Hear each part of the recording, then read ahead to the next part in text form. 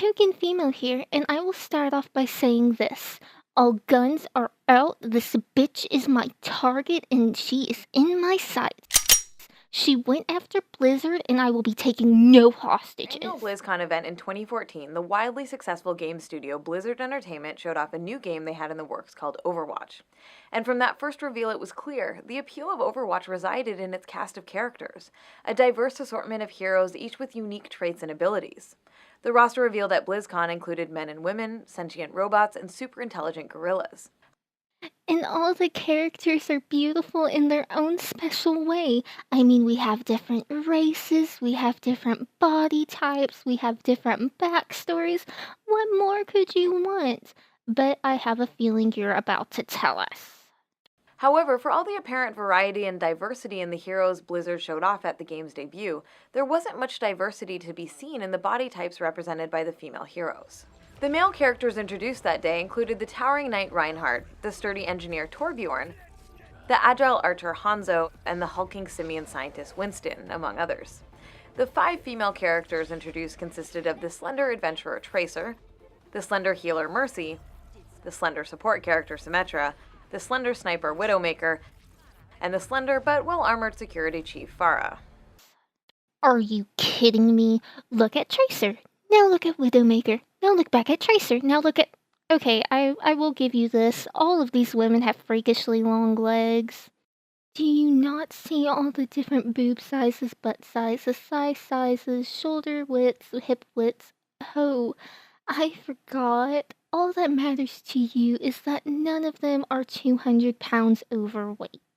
Hardly alone in having all of its female characters share a similar physique. In Ultra Street Fighter IV, characters such as Dalsum, Hakan, E Honda, Rufus, and Vega represent a significant range of male body types. Looking at the roster of female characters, however, while some may be a bit taller than others or have slightly larger thighs, not one of them represents a notable departure from the slender body type that has been established as the standard of conventional female attractiveness. You're literally mad because guys made chicks pretty. Like, that's your whole argument. That there aren't any ugly chicks that look like this in the video games. Similarly, when we look at the champions on offer in the hugely popular MOBA League of Legends, we see the designers employing a wonderful range of body shapes and proportions across dozens of male characters, from the classic muscular warrior physique of Taric, to the hefty beer belly of Gragas, to the cartoonishly disproportionate body of Dr. Mundo. There isn't any one male body type that is presented as the standard default male body type, and the value of these characters is definitely not connected to their sexual desirability. But when we look at the female heroes, there's nothing approaching the diversity we see on the male side of the roster. Oh, now you're going after Riot? Nope! Nope! Someone call in the jungle, we are about to gank this bitch! Breathe, token, breathe. Alright, let's look at this real quick. Every woman I am showing right now has a different body shape. Just because they're all of a standard healthy size for their body does not mean that they all have the same exact body type. I mean, you can line me up with a dozen different women with my same exact weight and then give us all the same exact dress. Each woman is going to look extremely different in that dress, even though we are all of the same weight. Having the same weight does not equal having the same body type. Illaoi is somewhat more muscular than many of the female characters. Jinx has smaller breasts, and there's the cute gnome-like Tristana. Jinx has smaller breasts. Jinx has no breasts. Look at Sona. Now look at Jinx. Now look at Misfortune. Now look at Jinx. Jinx is sickly anorexic. But I've already shown that there are a ton of different body types in League, so I won't spend much more time on this than I have already. Overwhelming majority of female characters make it clear that a slender figure with prominent breasts is viewed as the standard for female character design. Likewise, in Dota 2, male heroes can be handsome or comical, outlandish or grotesque, while female heroes are mostly relegated to being standard humanoid characters with conventionally attractive facial features.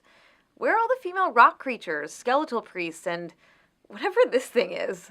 I've never played Dota or Dota 2, so I won't get that up in arms over this part, because unlike Sarkeesian over here who complains and comments on video games that she's never even played, I personally won't. But let me say this. There are 5 weird-looking characters for the men that I am being shown and 4 weird-looking characters for the women. Oh no, the men have one more weird-looking character than we do. Ah, the sexism! This isn't just an issue in fighting games, MOBAs, and other titles that give players a range of characters to choose from. Female characters across the board are often limited to that same specific body type. I should kill you. Doing all right there? Stay away from her! Sure you want to let him go?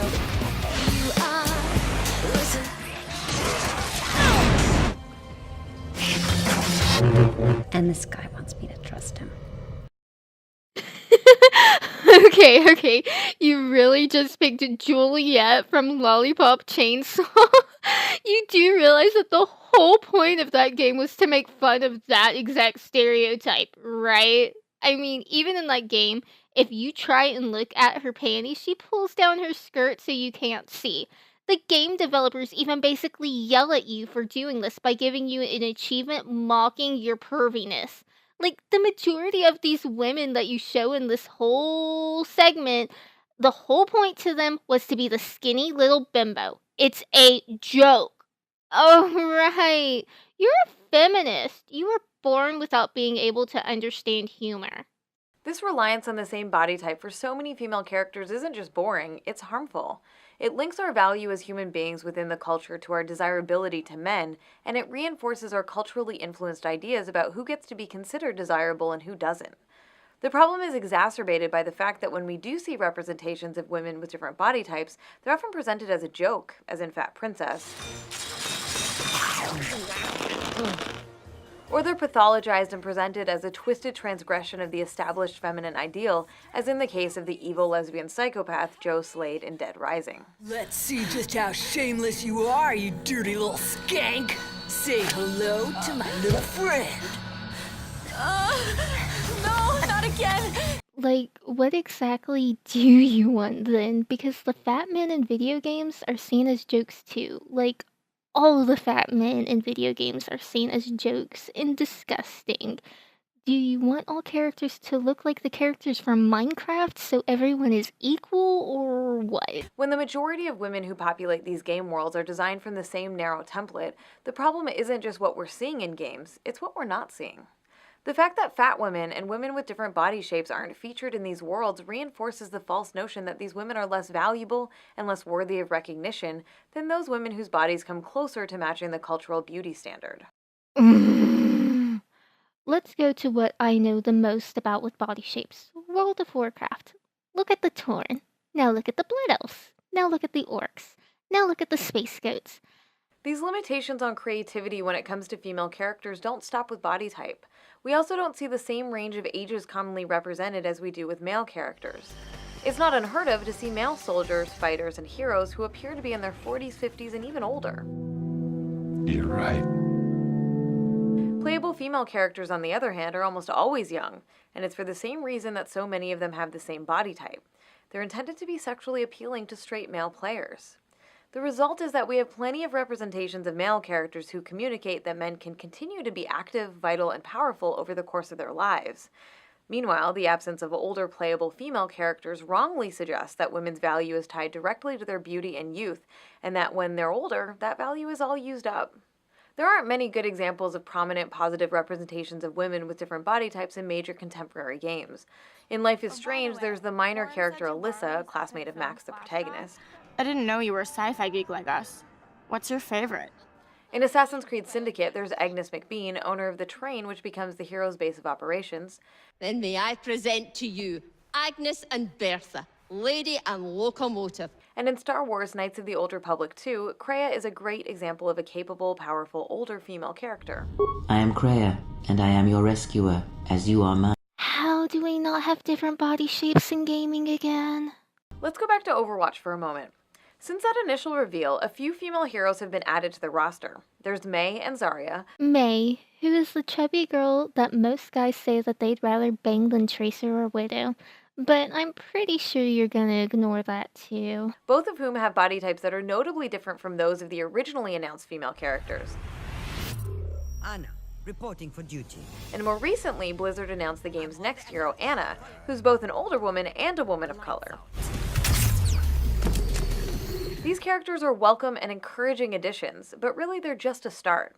Game developers need to continue actively working towards creating the same range and diversity of female body representations that we see among male characters. When female characters' bodies are liberated from the need to uphold narrow, limiting cultural beauty standards, the resulting range of representations can not only make games themselves more interesting, it can encourage us to see all women as the desirable, valuable, autonomous, fully human individuals that we are. Now, Anita, honey, I know that you have body image issues, but not all of us do. Just because you link somebody's looks to their worth doesn't mean that the rest of us do either. Most of these women that you're saying have no worth in the gaming world are the most powerful figures. Most of them are powerful leaders, strong women, and amazing role models for any female. You link what a woman's body shape is to how powerful or amazing she is, which is actually really sexist and disgusting of you. As a woman, I can confirm that it is easy to use my gender to my advantage online. It is a huge advantage. And just like I can use my feminine aspects to my advantage, the game developers know that these women would use their feminine aspects to their advantage. Do not link what a woman looks like to her worth, you hypocrite. I swear, I really think that you want all women in gaming to look like this. But hey, what do I know? I'm just a token female. Have a kill streak day, everyone.